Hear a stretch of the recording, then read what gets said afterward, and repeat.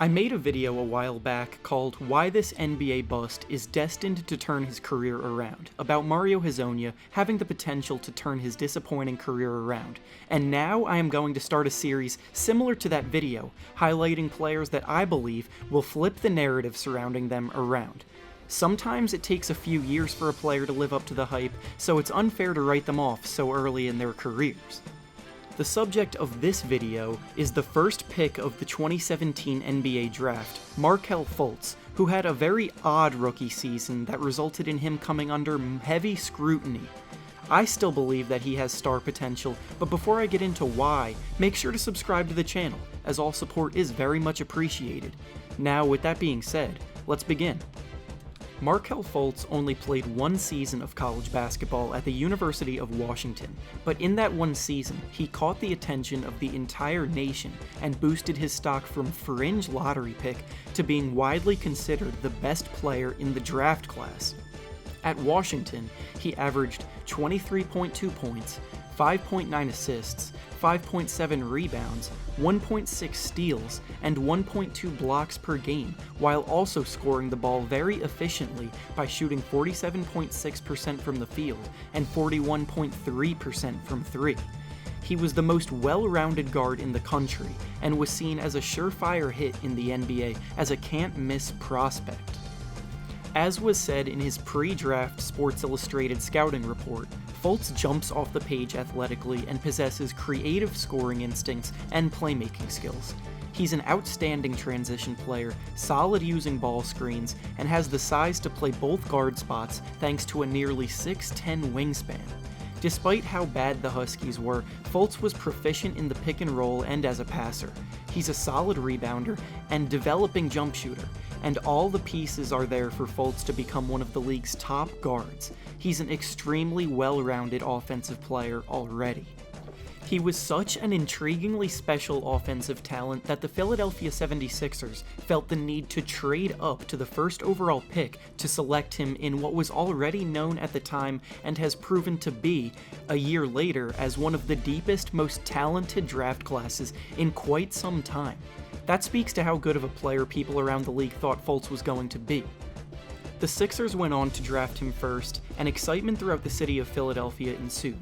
The idea of Ben Simmons, Joel Embiid, and Markelle Fultz all growing together for the considerable future is very exciting, and they were seen as possibly the next big three on the come-up. Fultz played in the Summer League and looked every bit as good as was promised. His handle was silky smooth, he got to the basket with ease, his playmaking and passing skills were impressive, and his jumper looked fine. Unfortunately, his summer league was cut short with an ankle sprain, and from that moment on, things spiraled out of control and kept getting worse and worse for Fultz. Fultz started rehabbing and getting back to full health privately, and between the end of the summer league and the start of the preseason, there wasn't really any footage of him playing basketball. When preseason finally began, things weren't right with Fultz at all. He was hesitant and unwilling to shoot from distance, and his shooting form had a massive hitch in it that didn't look anything like the way he used to shoot in college or in summer league. Questions about what happened to him swept the nation, and for a very long time, no real answers were given. After playing only 3 regular season games, he was held out because it turned out that his shoulder was actually injured, and he was trying to play through it. He missed the next 68 games of the season, which is almost the entire year, and in that time, the only things we learned about his situation were very vague. We never learned exactly what caused the injury, but rumors have spread about how his former trainer made him change his form, and the drills he had Fultz doing were very damaging to his shoulder. Video has surfaced of some of these drills, and one of the drills was Fultz laying flat on his back and shooting at the rim, which makes absolutely zero sense, so I get why his shoulder might have been hurting him before. Anyway, Fultz did come back to play the final 11 games of the season, but his jumper wasn't back to being completely normal. This has caused a lot of people to question his future in the league, how good of a player he will be down the line, and whether or not he will ever live up to the hype of being the #1 overall pick in the draft. Now that you have the background on what put Fultz into this scenario, I can finally dive into why I believe Fultz is destined to turn his career around and surprise a lot of people next season by playing very well. Putting his jump shot aside for a second, let's take a look at what he did in the 11 games after he returned from injury. He averaged 7.6 points, 4.6 assists, 3.4 rebounds, and 1 steal per game, while shooting 42.9% from the field. None of those numbers are necessarily eye-popping by any means, but when you also take into account that he was only playing 17.7 minutes per game in this span, that suddenly turns into a lot of production for such a short amount of time per game. His playmaking was definitely the most impressive part of his game when he came back, and those assist numbers back that up. At 4.6 assists per game, that ranks as the 4th most among the entire rookie class from last season, with only Ben Simmons, Lonzo Ball, and Dennis Smith Jr. averaging more per game last season. The thing that separates Fultz from those three, though, is that they all just about doubled Fultz in minutes per game, so in actuality, Fultz was on par with all of them in terms of production while on the court assist-wise.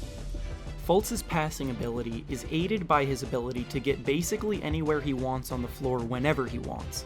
He has a very good handle with the basketball and uses change of speeds, creative dribble moves, and his strong frame to attack the rim with little resistance, and defenders really did struggle to keep him in front of them. Keep in mind that he was able to do this without being much of a threat of shooting jump shots. His ability to smartly pick out when to attack the basket and get there with ease was a big reason one of his pre-draft comparisons was James Harden, who does this as well or better than anyone else in the NBA. Fultz has a strong frame like Harden, and he's very crafty with his handles.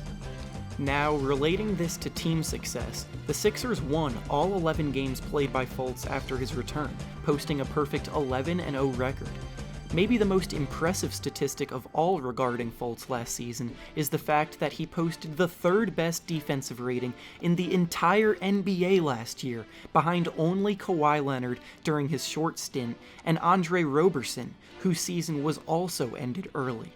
It is extremely rare for rookies to be a plus on the defensive end of the floor, and the fact that the Sixers' already good defense got even better with him playing is absurd. All of this sounds great, and honestly it is, but playmaking and defense aren't the parts of his game people are concerned about regarding Fultz as a player. Everyone knows he's a well-rounded guard that contributes in a lot of ways, but the most important part of his game that would unlock his full potential is his jump shooting, and that's the biggest question mark for him at this time. When you shoot like Fultz did from distance last year, you are going to face some ridicule, and deservedly so, but I'm about to explain why there is hope for him returning to form and knocking down threes consistently. As I mentioned earlier, Fultz's jumper looked a little better when he came back from his long absence, but it still needed a lot of work. We are now in the middle of his first ever offseason as a pro, which is the perfect time for him to dedicate himself to return to being a deadly scorer from all 3 phases. It's going to take a lot of commitment every day to do this, and from the looks of things, Fultz seems to be willing to accept this challenge. In order to do this, Fultz started working with one of the best basketball trainers in the business, Drew Hanlon. For a little insight into who Hanlon is, he is the creator of Pure Sweat, which is an organization that he made to train some of the best basketball players in the world. Some of his other clients include Bradley Beal, Joel Embiid, Jason Tatum, and many others. After Tatum worked with him last year, he went from a 34% three-point shooter in college to a 43.4% three-point shooter in the NBA, which is one of the best percentages in the entire league. He's clearly very good at his job, and he's been working with Markelle all summer, oftentimes putting him through workouts twice a day on a strict regimen that he does for players looking to retool their jump shots. Hanlon has said that it takes about 2 to 3 months to fully rework someone's shot. This is the reason why Fultz didn't participate in Summer League, because the timelines overlapped, and honestly that's a good thing, because it shows that Fultz is really prioritizing getting his shot right this summer. The duo haven't said much publicly, but reports have been going around saying that Fultz is already looking a lot better shooting the ball. According to Jordan Schultz, palpable buzz is building around 76ers guard Markelle Fultz.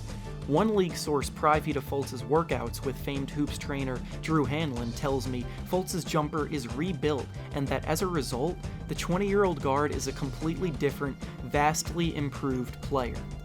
So, in conclusion, Fultz was already excelling in most other areas of the game last year, and everything is pointing towards his jump shot to be vastly improved as well. He may not quite be the star the Sixers were expecting to draft first overall yet, and he may not be good to shoot 40% from 3 right away, but there have been plenty of good signs this summer regarding his development, and all the people that gave up on him so early are going to be in for a surprise this season. And with that being said, that's all I have for you today. Thank you so much for watching, and make sure to like the video and subscribe to the channel. New videos come every week, so stay tuned for that, and with that being said, I'll see you next video.